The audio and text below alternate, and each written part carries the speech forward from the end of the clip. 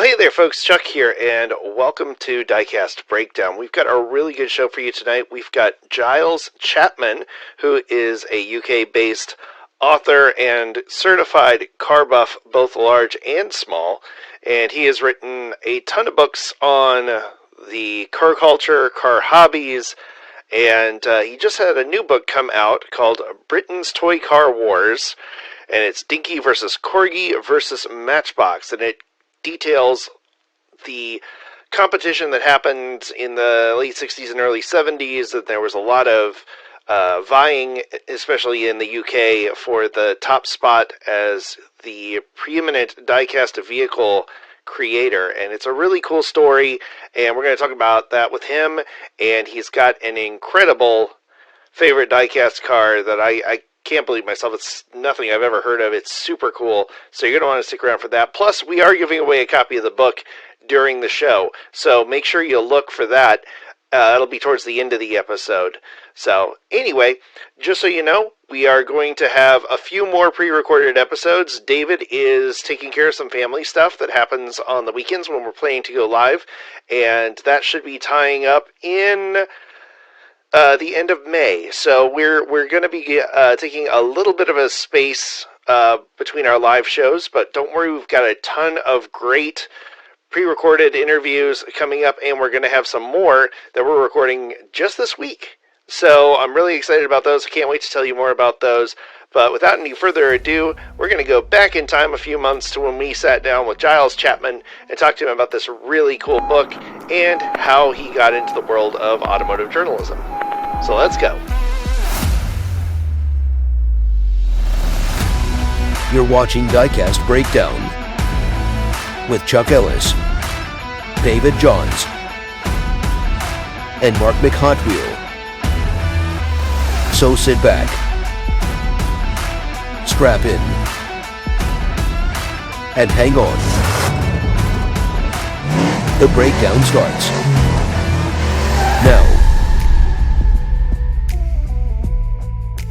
Hey, we are really excited today. We are joined by Giles Chapman, who is an automotive aficionado, journalist, writer, 55 books to his name, many awards, a Pembroke Award, I believe, a Jeep Journalism Award, which I'm very curious to learn more about. And you've just written a book that I think a lot of our audience members would be fascinated by. I believe it's called Toy Car Wars.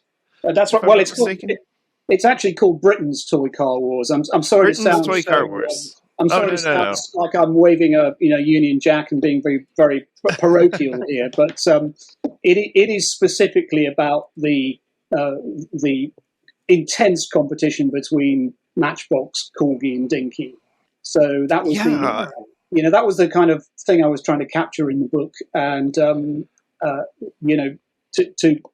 to be completely blunt, I've been collecting these things since I was a child. So I'm now 57, so that gives me, quite a lot of that gives me a heritage that goes back to when they actually made them here, which is, in itself. Yes. I wanted to really do something with this book, which would be completely different to all the other kind of things you can buy, because as you know, as I'm sure the audience know. So many of the reference books are sort of checklists, really, are extremely detailed, and, you look at the accumulated knowledge of the experts in each of these things, and everything's there for you to be able to reference the items themselves.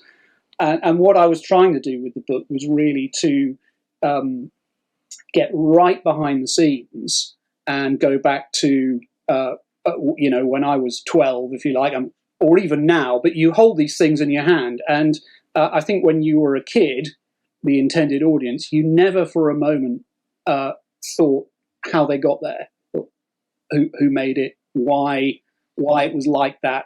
And I was just, in a kind of nosy journalistic way, wanted to get right into the stories of the people who produced them, rather than doing a kind of blow by blow of every single variation and casting and so on. So that was really how I got involved in this book, which is very, very different to all the other books I've written about real full-size cars. And you've written for a whole bunch of things. You've contributed to Top Gear. I noticed you had a book about My Dad Had That, I believe it's called, or My dad had one of those. My dad had one of those, which that's very much, I think, a book that I would very much enjoy, and I'm sure David as well, because we're both lovers of terrible cars. Mark loves his excellence in Japanese engineering, and we're the ones that are over here going, did you see this crazy Eastern European runabout 2-cylinder come on.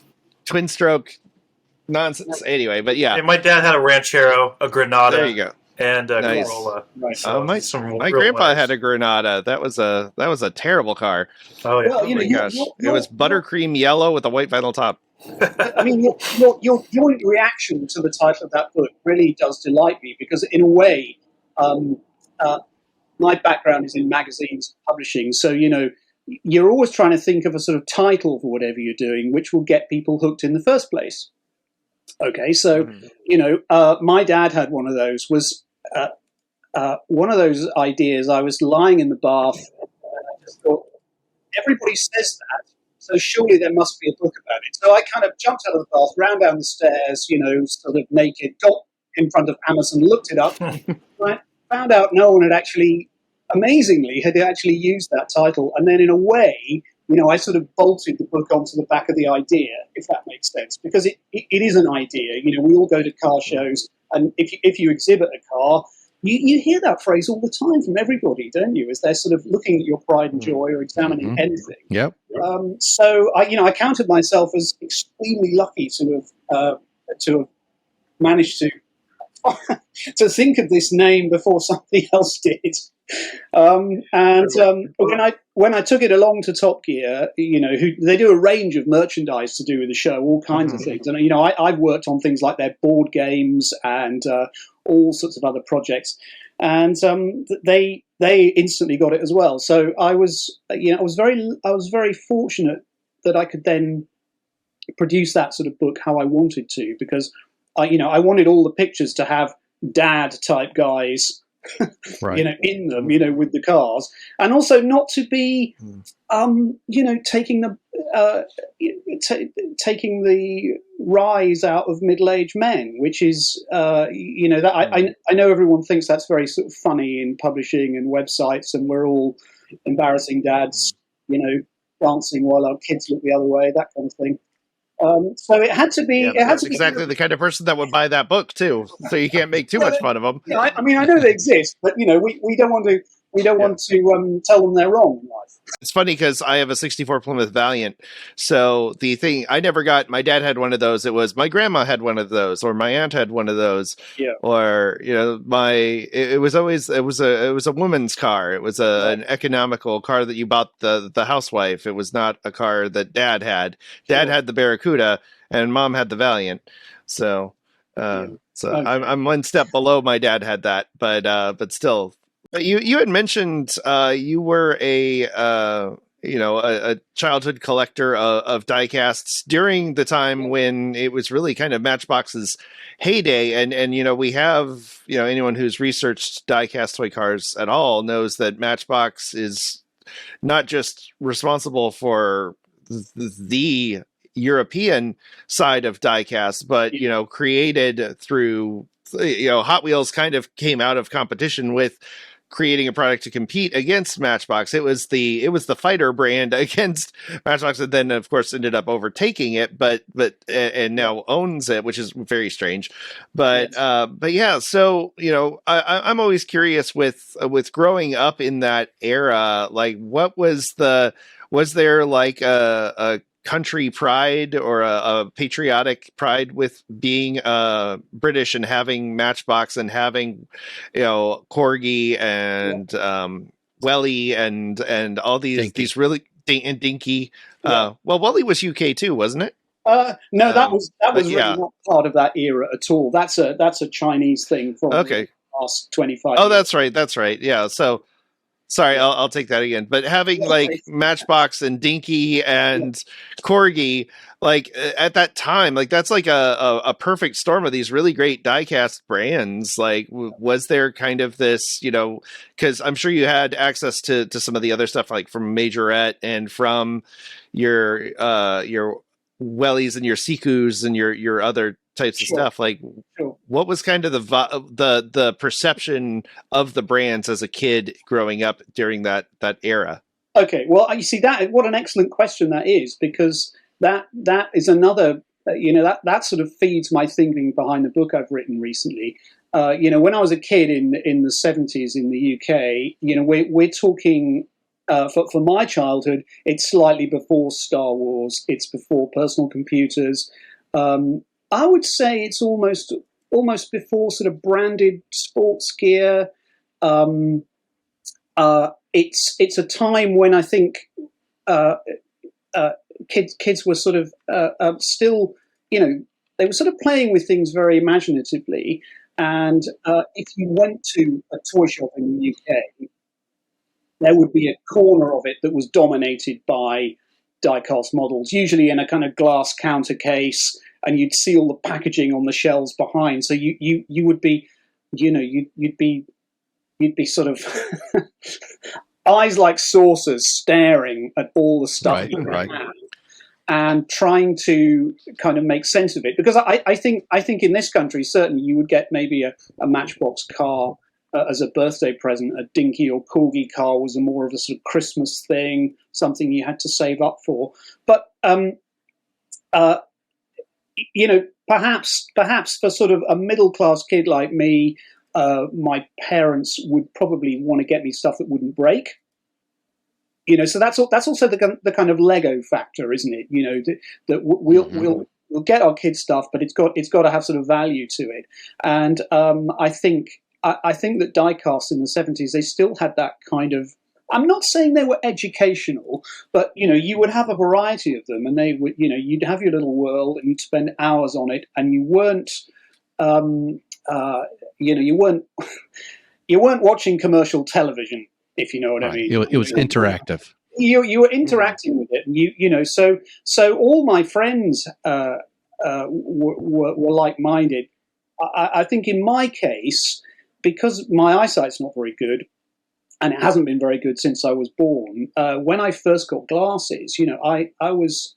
It was suddenly a world of detail is opened up to me, aged about 4, and I mean, quite literally, the first things I picked up and really looked at and could see anything on were Matchbox and Dinky toy cars. With all the molded in detail. You think of that Matchbox Safari Land Rover from the 60s, the one with the little set of luggage on top.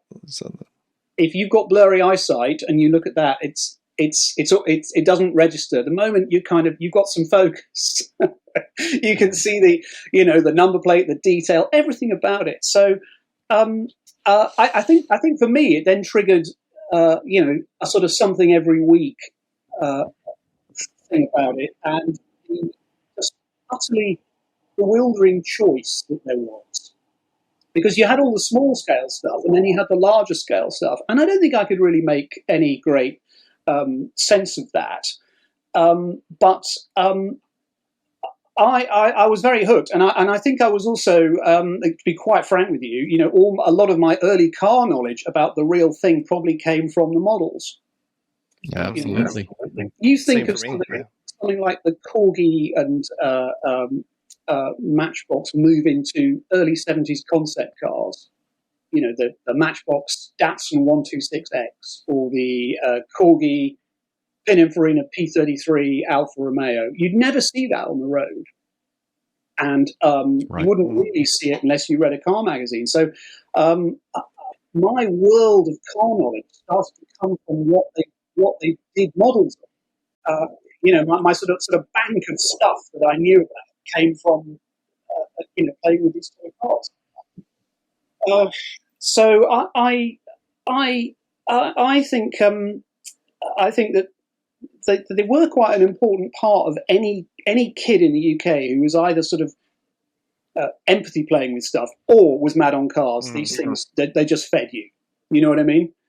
and you think of a range as big as Matchbox is sort of, I didn't notice half the things at the time. I didn't even know it was 1 to 75. There were just dozens of them, and all these things presented a great deal of intrigue to me. So even sort of age 14, I think I was still probably buying them.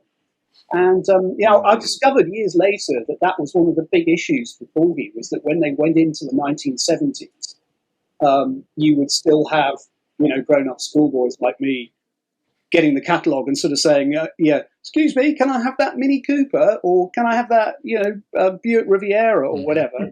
And then at the end of the 70s, because we'd been through this enormous change in technology and marketing to kids, you'd be regarded as a serious weirdo, age 14, doing well. Probably one thing, even going into a toy shop, but the other thing, still being sort of obsessed with it. So that was, I didn't even realise this, but that was part of their cycle of decline. Is that their the target market got younger and younger throughout the 70s, and more distracted into other things and so on.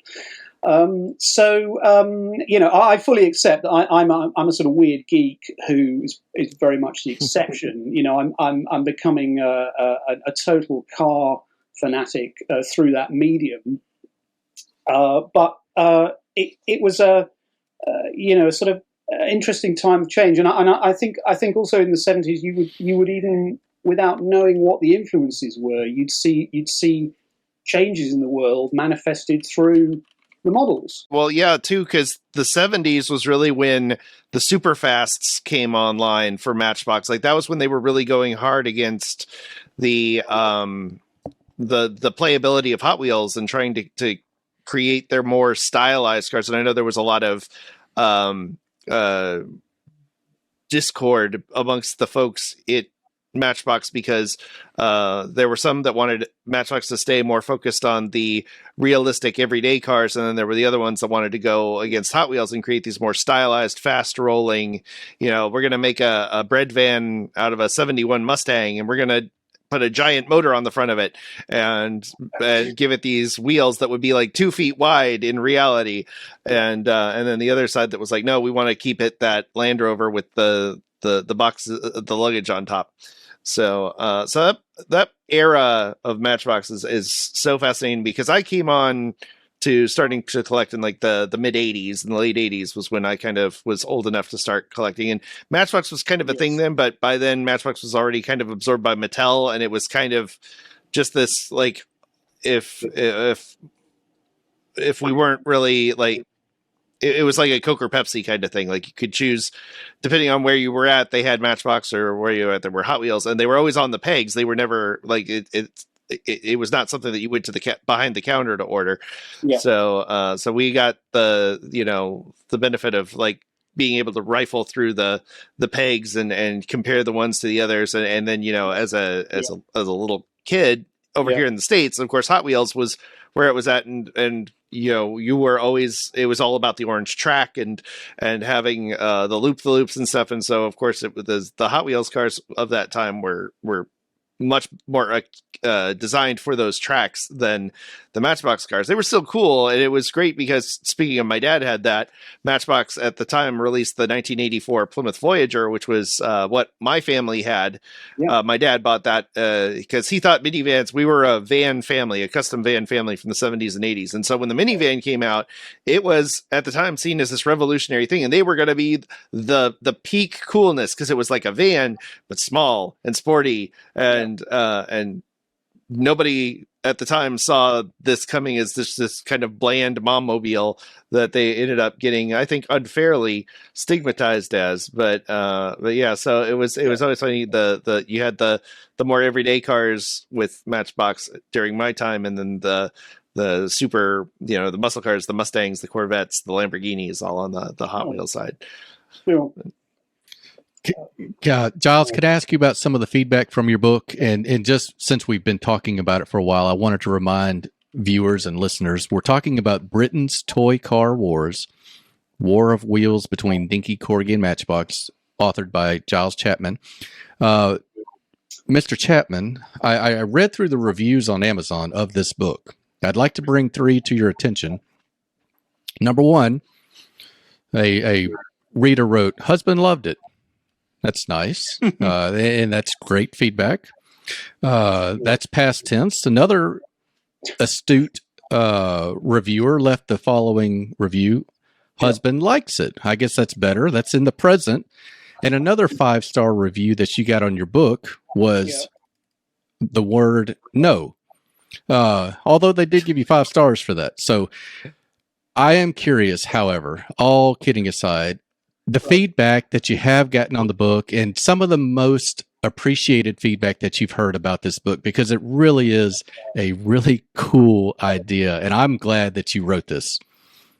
Well, I mean, that's very kind of you. I think very kind. Thanks. I think the no review. I just like to think that was a late night, glass of wine, fingers slipped. The other two you mentioned are actually, they're very dear to me because I think they speak they speak of a tolerance amongst wives for grown-up kids, and Right. I would be lying if I said that I hadn't sort of hoped in a way that, as with some of my other books, that somebody else sees it and thinks, I know who would like that. That's where those two reviews from those lovely ladies really, it really gets me just here because, absolutely. We all know men are difficult to buy for. So, so that very factor, and I hope when they got it, it was a present or something. That's from my point of view as an author, that's a nice review. I have had others on here. One in particular, which you kindly didn't mention, but I think it only gave me a 1 star because the guy said there's not enough pictures in it. I want a book full of pictures, and it isn't a book like that. This is really designed to be more of a deep read on the topic.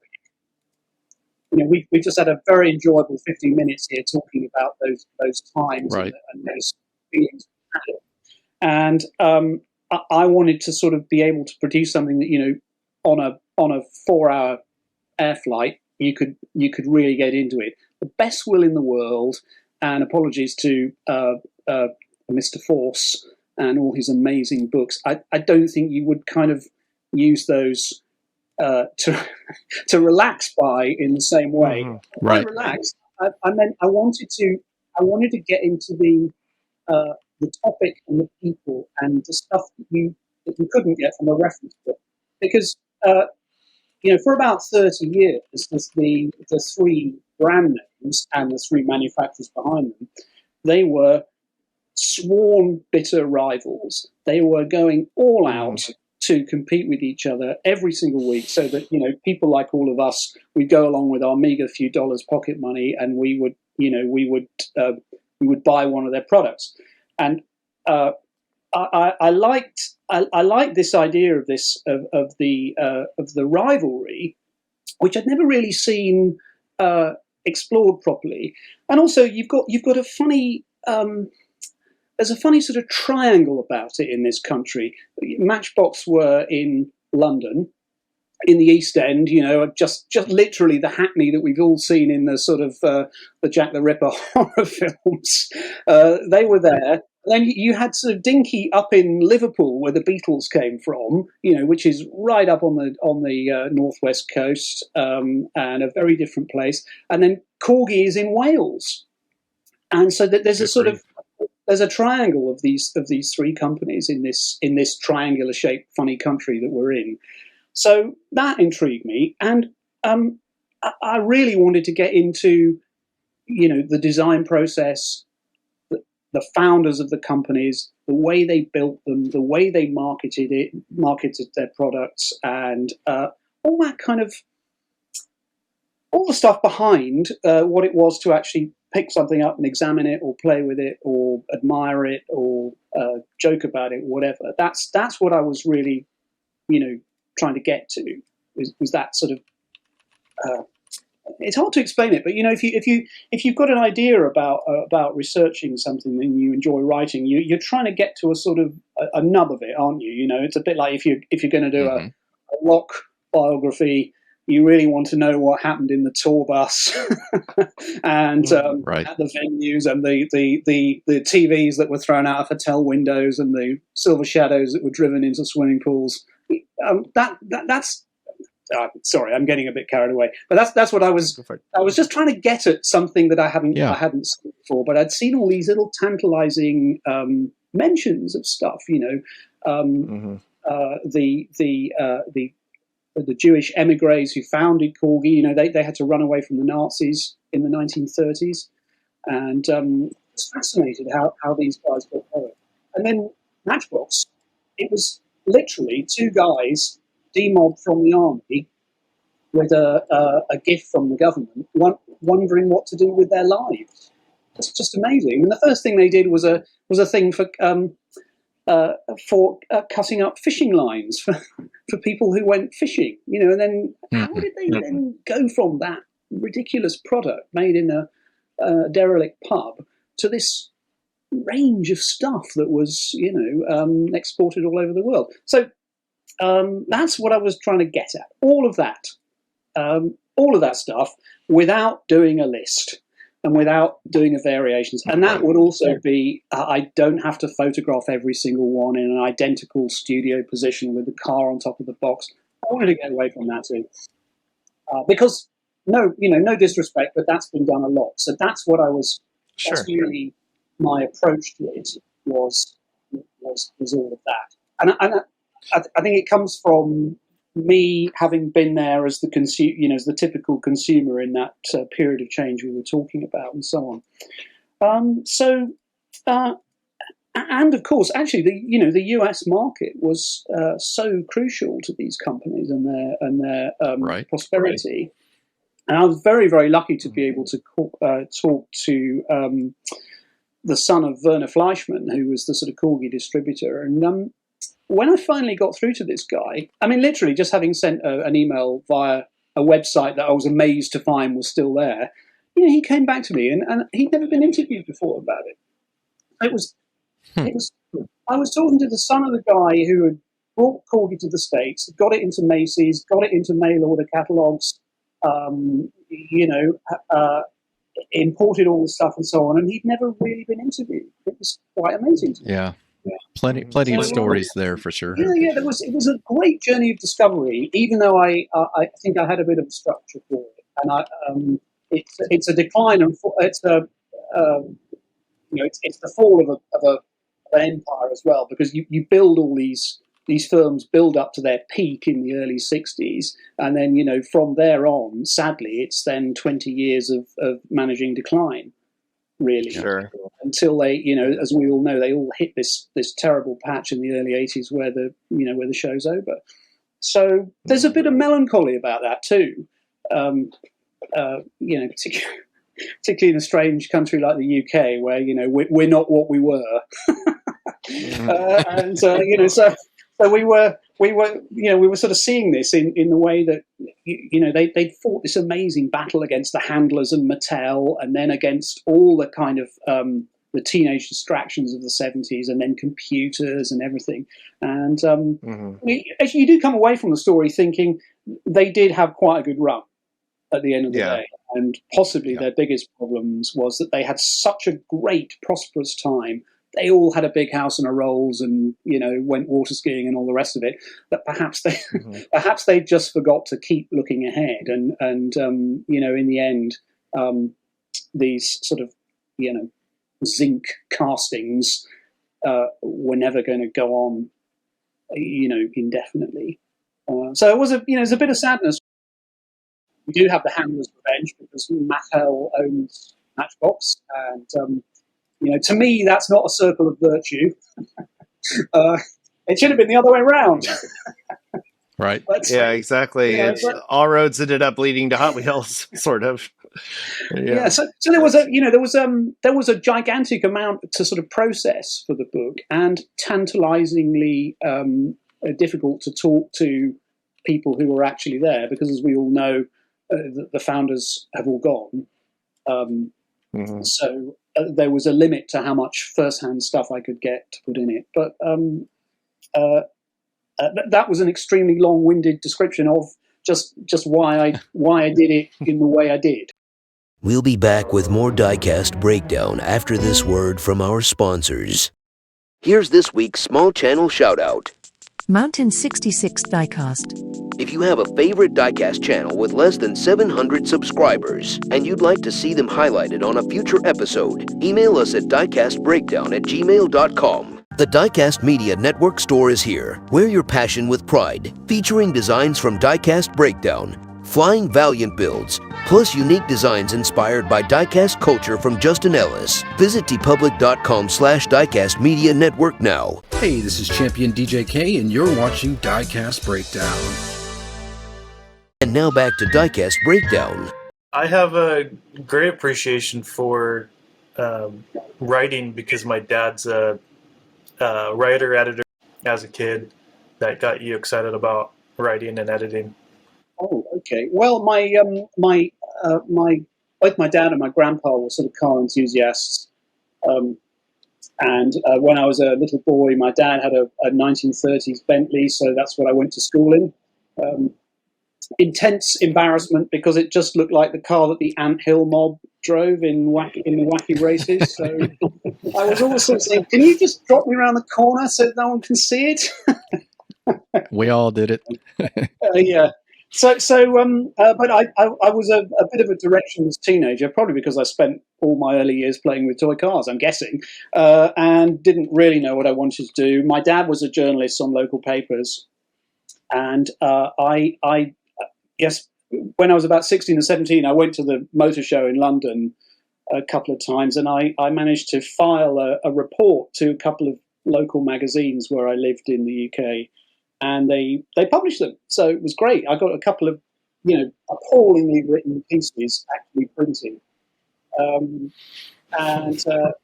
you know what it's like. I mean, I think as we all get older, you realise that you only need a tiny bit of initiative to have more initiative than most people.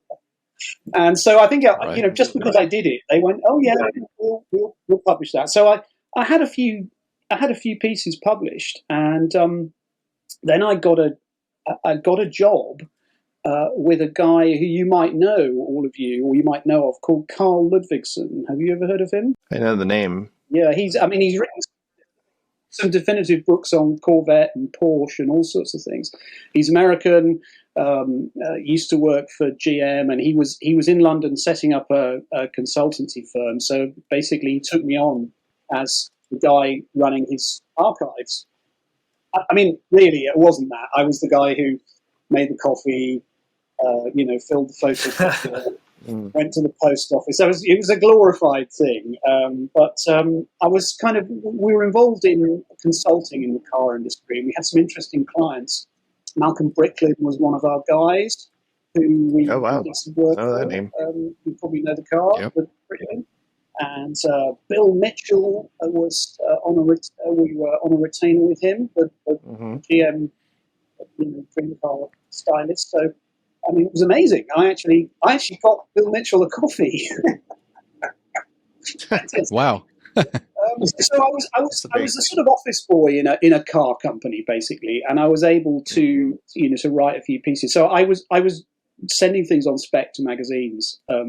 Getting a bit better at writing, and then in the end, one of the editors said, we need somebody to come and work for us as at the bottom. And was I interested? So that was a magazine called Classic and Sports Car, which is quite a big selling classic car mag. And awesome. Eventually, I became the editor of that, and did a few other things and so on. So I literally as a journalist, I've been around the block many years. About cars and putting things together about cars and so on. So I was working for newspapers, magazines and so on in the UK, all sorts of motoring stuff. And then books came a little bit later after I'd gone freelance, and I got asked to do a couple of sort of gift books and so on, and that just got me got me involved in it really. And so how I got involved in writing is really by sort of blagging, not having any particular training, and then I think I really enjoyed the process of working on classic car magazines and car magazines generally. I enjoyed working out what was going to go on the cover, and shooting stuff on rainy days and planning the content and everything. So I just got into it slowly through that, really. And then the books thing. That's awesome.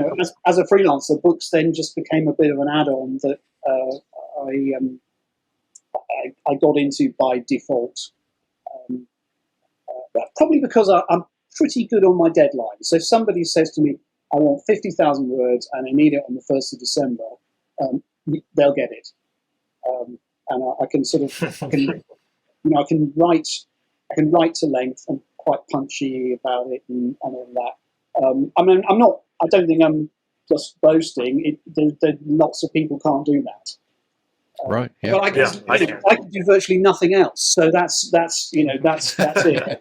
I'm good on deadlines. I'm good on length. I get to the point, and I'm a car nerd to my fibers. So if I suspect that there's a typo in the engine capacity, I'll probably be right because I just can see it. So I did lots and lots of books on real cars, and then I sort of felt like I'd done everything I could think of, and the toy cars book, which we're talking about here, was just to do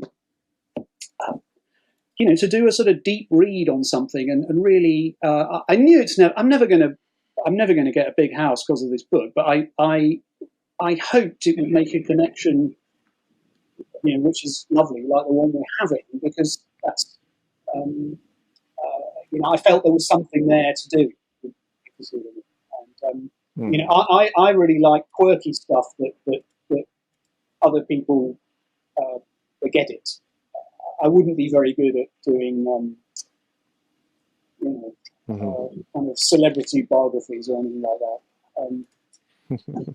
So it was, I don't know if that has even answered your question. It's difficult to say. I meet a lot of people who would like to get into the area of writing about cars, and the only answer I have is write something, and that of course is the biggest hurdle for most people, because you sit down with a blank piece of paper or a blank computer screen, and as we all know, if we ever have to do our personal statements, people just sort of they can't cope. It's a certain thing, a sort of skill you learn to do over years and years of being told off by your editors because the first page you did was rubbish. And they tore that off, and they say, right, do a new. It's the school of hard knocks, isn't it? Do a new opening paragraph. This is too long. Chop the end off. Do it again. I need some better quotes, all that kind of thing. You've had these absolute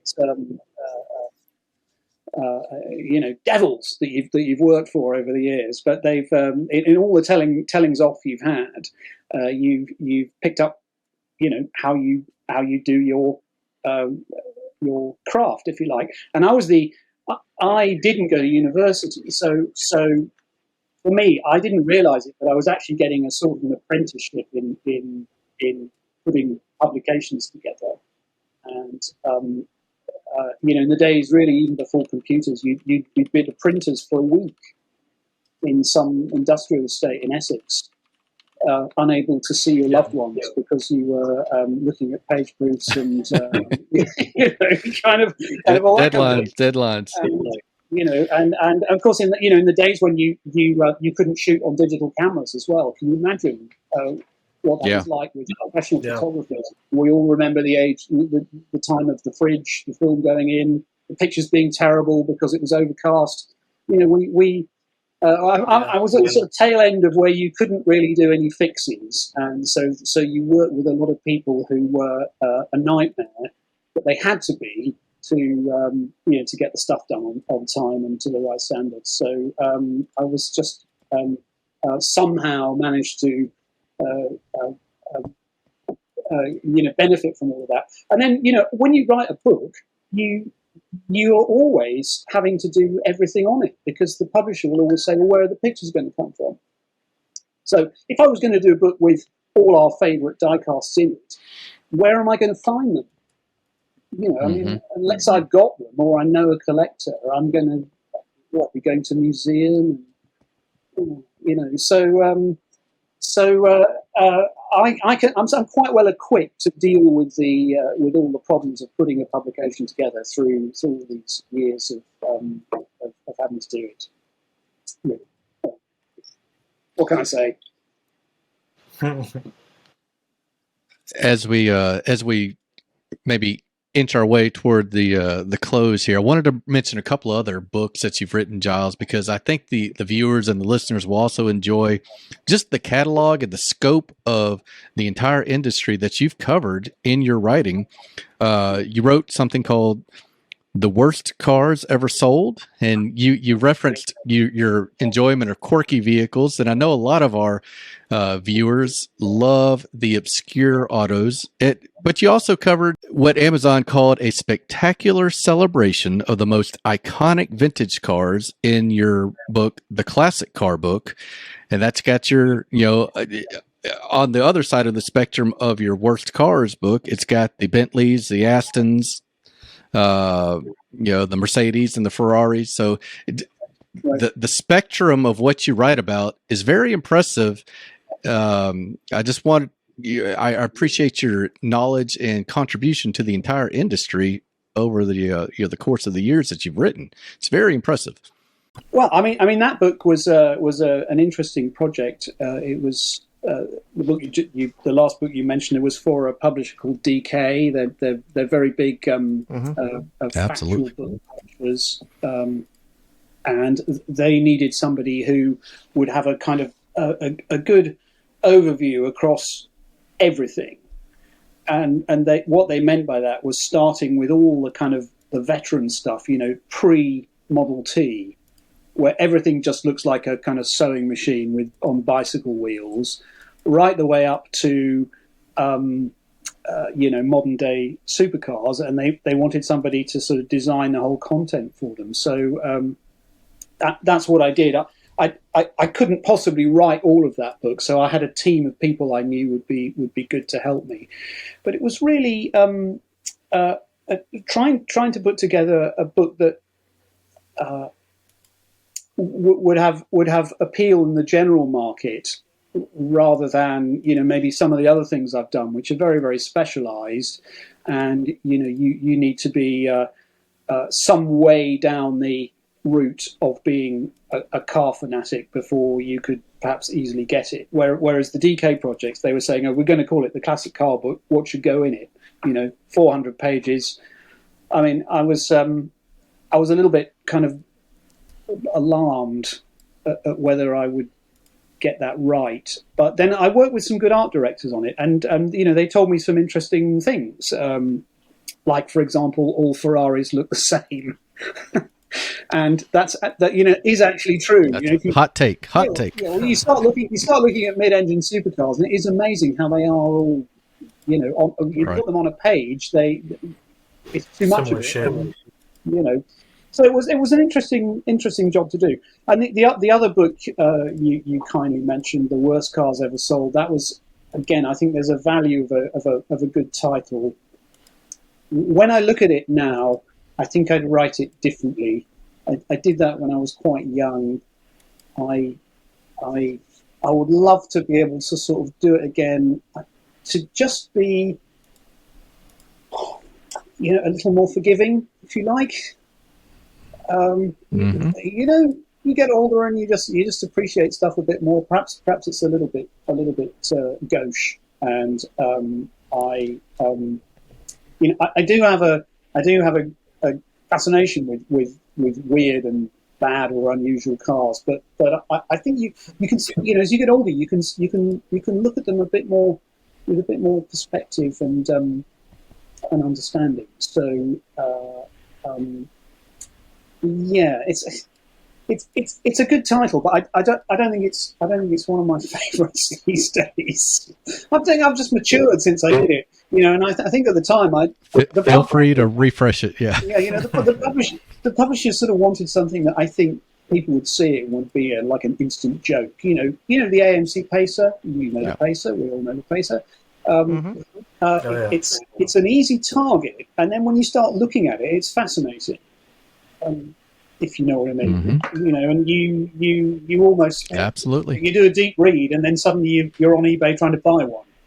When you're my age, anyway. The Gremlin, Pace, Javelin. Yeah. So it's sort of I've done these things over sort of 20 or more years, and perhaps sometimes the books I'm most pleased with are not don't sell as well as others. I did a book about cars in movies, and it was really based on my collection of movie stills, where I got I've been collecting the publicity pictures from movies for years, featuring cars, going to kind of flea markets and junk shops, and going through them all and paying a pound a time, and just I don't even know why I did it really, but in the end I had about sort of 400 or 500 pictures, and suddenly I thought, oh well, there's a book here, but again, they're all black and white because that's what they were issued as at the time. So if you're a sort of cars in film nerd like me, you might enjoy it. But if you're sort of expecting to open it and find $150 worth of behind the scenes color things you've never seen before, it isn't that. So.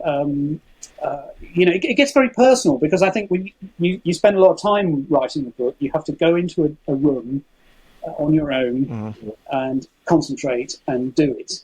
And focus. So and focus. And the longer you're doing it, the more personal and close to you it gets, and then possibly the less able you are to to deal with any criticism afterwards, because you've just been you're stuck with it, and you hope your idea is going to appeal to people, and when it does, that's great. But of course, somebody comes to it fresh and they see it differently. So that's one of the sort of downsides. And with my Britain's Toy Car Wars book that we've been talking about, that was, again, it's very personal to me. There's a lot of me in it.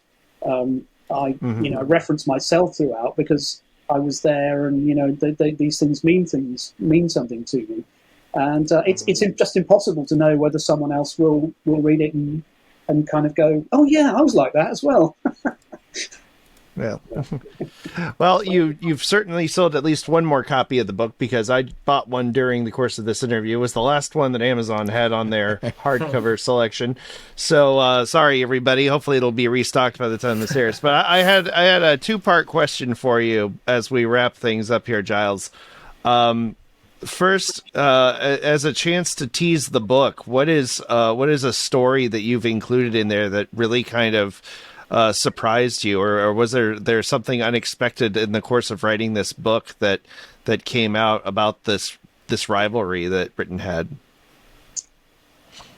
Well, there are a couple of things. I mean, one was the extraordinary rate between, I'd say, about 1960 and 1970 that these three manufacturers came up with innovations.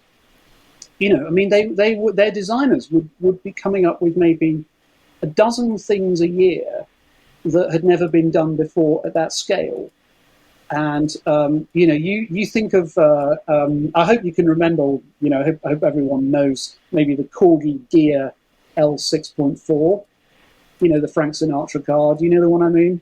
Mm-hmm. Yep. Okay, so that was a bit of a breakthrough for Corgi at the time. No one in the UK had even seen one of these cars. It was completely unknown, and yet the bonnet opened, the boot opened, the doors opened, the seats tipped forward. It had, I think, like a sticker for the dashboard. It was just unbelievable, and they would just every year they would they would come up with more stuff. And I was very fortunate to meet a couple of the Corgi designers who are still alive, two lovely old guys in Northampton over here. And again, they hadn't really been interviewed. So they were a bit bewildered that I was, foaming at the mouth, hearing of their anecdotes of working there and what they did. Because for them, they were just guys who went to work every day and worked in the design studio, these engineers. But they just, the rate of things they came up with, that's what I was, that's the sort of kernel of it, how they would, if one company did something, the others wanted to do it and then outdo it. Does that make sense to you? The rate of additional things that they came up with, and of course that then hits because of Hot Wheels. That then hits an enormous concrete block in about 1968. And they all go into reverse, and they're all busy getting rid of their detail then because it's all too expensive to do. So I think there's that peak of sort of 68, 69 where they're making these things that just like kids should not be allowed near them. They're too good. Right. Yeah. So that was one thing. And then I think for me, the story that, is really quite sad is when Dinky Toys, which was it's the grandfather brand of all of them, really, and all of this, it was before anybody else. Well, with the exception of Tootsie Toys, sorry. They then they hit this terrible day in 1979 where the management from London just say, we're closing your factory, get your coat, everyone get your coat and go home. And all these people who've been working there for sort of 30, 40 years were fired just on the spot. They hadn't done anything wrong. Crazy. I mean, they've been on strike a bit, but they were just doing their jobs, and they were all just laying waste overnight. And it's amazing to think what they did, because they tried everything to keep that factory open. They had a 2-month sit-in for the workforce. I mean, literally, with people bringing them hot meals to the door so that they could occupy the factory. Not because they were trying to do the company over, but because they wanted to keep going. In the end, the police moved in and they were evicted, and the factory was demolished in about 6 weeks later. It's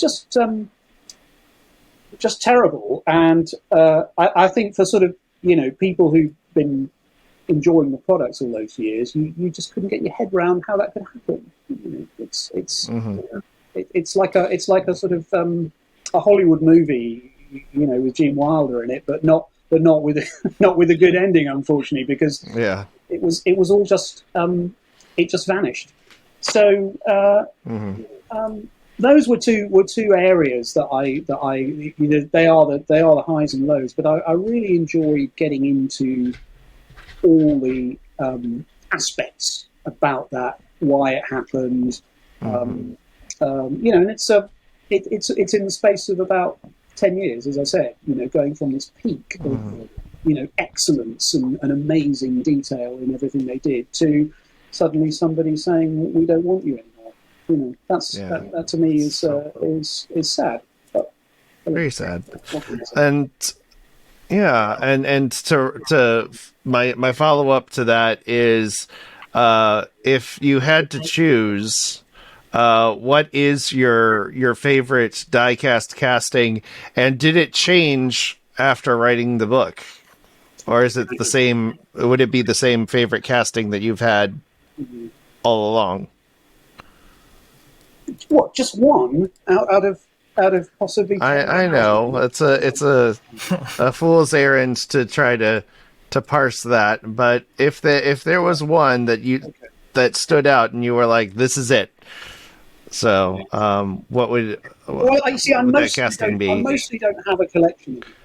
I've sort of managed to cure myself of that. But out of all the things I've bought and sold over the last 20 years, I've kept one, and I've got it here actually. I don't know if you can see that.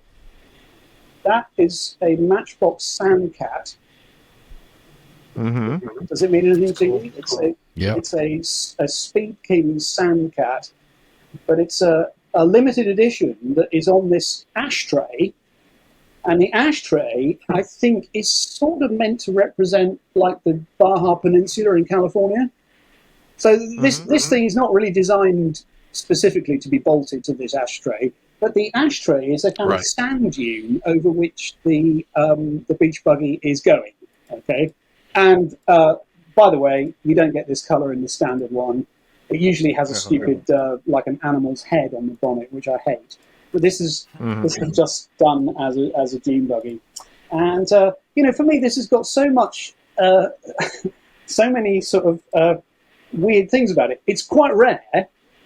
It's really 70s, and it's also it's a funny idea of how somebody in East London would produce a gift that's all based on car culture that's 3,000 miles away. And I'll bet you that guy never even went to California, the bloke who designed this. It just, if I have to take one thing with me, then to my retirement flat, then it'll probably be this. And I don't even smoke, but I just like I like the fact that the car is positioned in this way that the one front wheel is off the ground as well. So it's got that sort of it still has that car fanatics strange, freaky enjoyment of funny details. Because if that thing was going across the dunes, obviously it would be going just like that.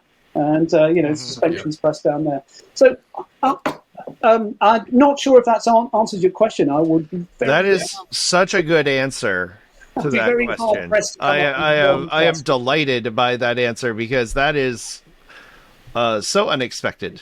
I had never thought about an ashtray as a diorama platform, but that is brilliant. I absolutely love that. It's funny. One of my we were talking just to mention Top Gear again. One of my favorite bits of Top Gear nonsense is somebody on Twitter asked James May once what his favorite car of all time was. Like not diecast car, just car in general. And his response was the Matchbox Superfast 71 Pontiac Trans Am. It's like that is wonderful. But it doesn't matter. It doesn't matter how far you get in life and what cars you get to drive. I think at the end of the day, the first love for so many of us is still that car that we got at the local general store or that our folks brought home for us one day, and you never lose that. And I think that's wonderful. And this book is absolutely a reflection of that. And I can't wait to read it. We're going to pass along a copy to one of our lucky viewers and listeners. So y'all stay tuned for the special password to leave in the comment on the YouTube section, because we definitely want to make sure we pass along a copy of this to a listener and hopefully sell some more copies of this book for you. But Giles, thank you again so much for being on the show. Where can people find you, follow you, contact you, all that good stuff? Well, I mean, I have a website. It's just a glorified CV, really, which is at gileschapman.com. My books are all on my author page at Amazon. And, I'll just keep going writing things. I write for a few sort of car magazines and various things. So again, my stories, I think they're getting more and more esoteric the older I get, because like the ashtray I just showed you. I'm through with all the mainstream collectibles. I've gone down this road to sort of weird stuff. So I just intend to keep doing this kind of thing as long as I can. Love it. Wonderful. Well, very cool. Well, thank you so much, Giles. We loved having you on. We'll have to have you back on.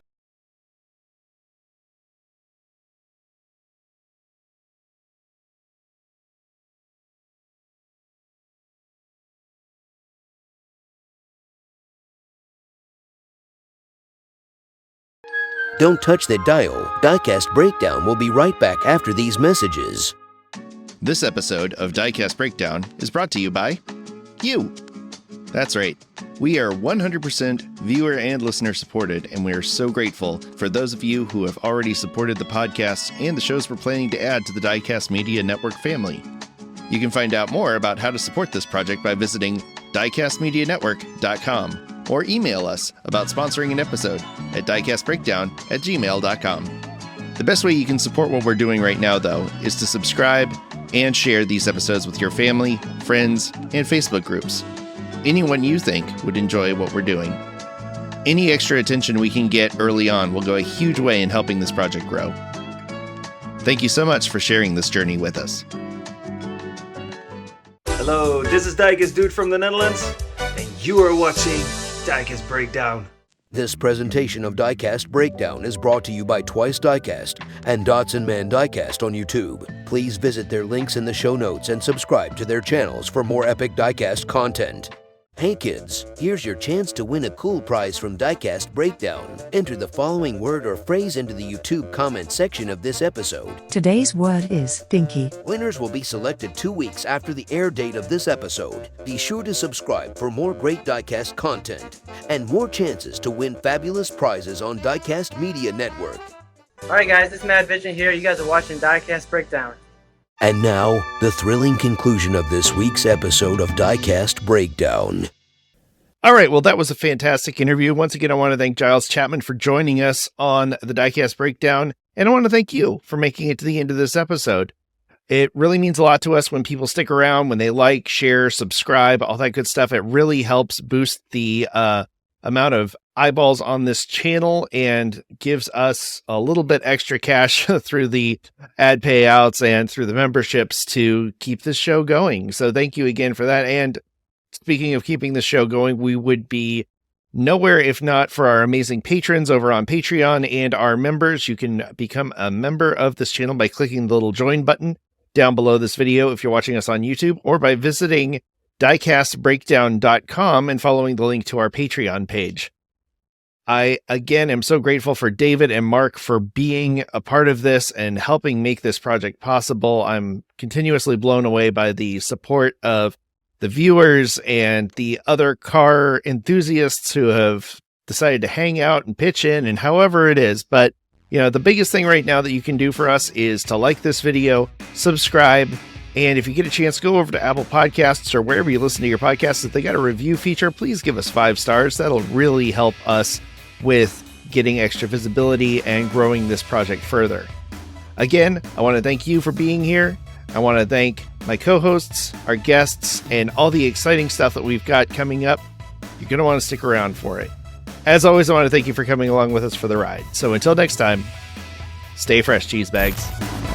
Thanks for listening to Diecast Breakdown. If you enjoyed today's show, please rate us 5 stars on Apple Podcasts and tell a friend to listen in. Find Diecast Breakdown on your favorite social media platforms or visit diecastmedianetwork.com to learn more about this and our other projects. Diecast Breakdown is a presentation of Flying Valiant and the Diecast Media Network.